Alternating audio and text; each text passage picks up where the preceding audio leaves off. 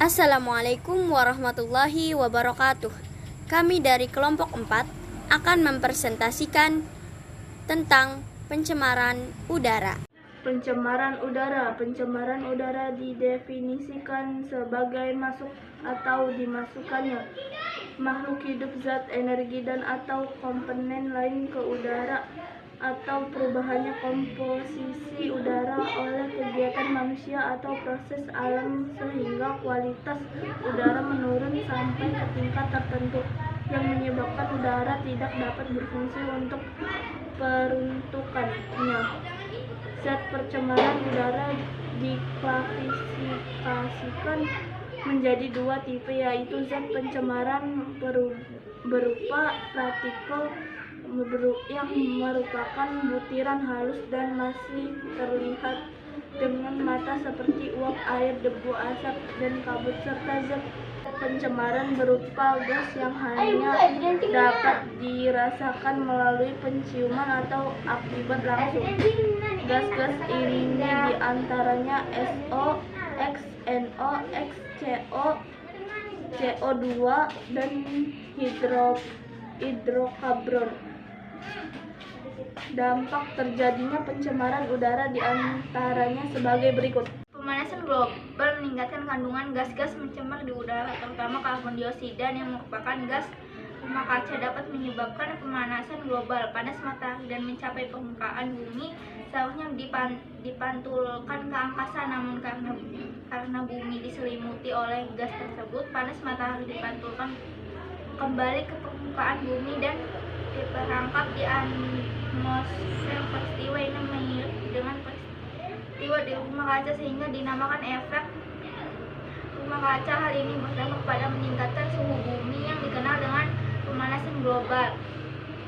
Pemanasan global berdampak pada perubahan cuaca yang iklim, kenaikan permukaan air laut, menurunkan hasil pertanian, dan menurunkan beberapa populasi hewan maupun tumbuhan, serta menurunkan kesehatan manusia. Pemanasan global dapat dikendalikan antara lain dengan mengubah perilaku pribadi seperti hemat listrik, menanam pohon, membatasi pegunungan, antisipasi secara selektif penggunaan energi alternatif, melestarikan hutan, menghapus penggunaan CFC, dan mengurangi penggunaan gas karbon dioksida.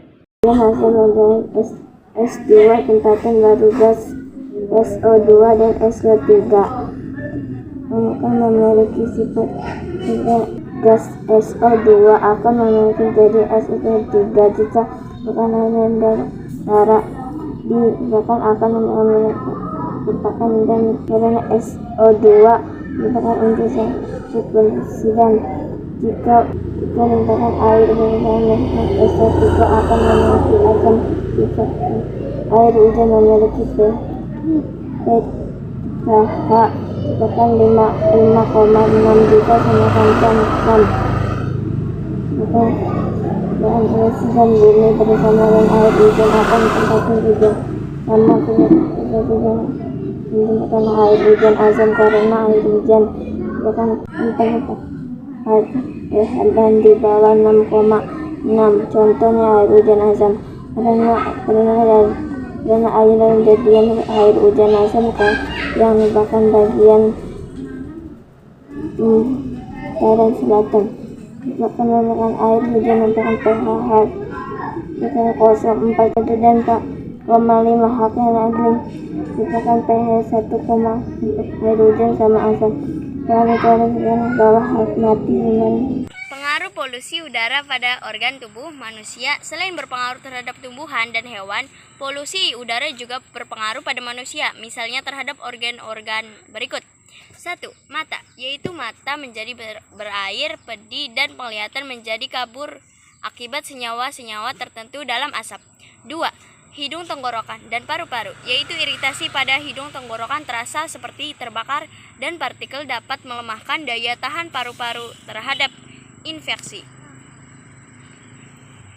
3. Jantung, yaitu jantung menjadi lemah akibat sel-sel darah merah terhambat dalam menyalurkan oksigen ke seluruh tubuh. Hal ini terjadi karena banyaknya CO dalam sel-sel darah. 4. Otak, yaitu melemahkan fungsi dan koordinasi motorik karena menurunkan kadar oksigen di otak. Untuk mengatasi polusi udara dapat dilakukan berbagai upaya berikut. 1. Lokasi kawasan industri. 2. Tidak membakar sampah di pekarangan. 3. Tidak menggunakan lemari es yang memakai CVC. 4. Membuat taman kota dan jalur hijau. 5. Mengurangi penggunaan bahan bakar fosil. 6. Mengharuskan pabrik yang menghasilkan gas pencemar untuk memaksa filter gas. 7. Mencegah penebangan dan kebakaran hutan. 8. Menggunakan bahan bakar alternatif yang ramah lingkungan. Sekian dari presentasi kami. Apabila ada salah mohon maaf. Wassalamualaikum warahmatullahi wabarakatuh.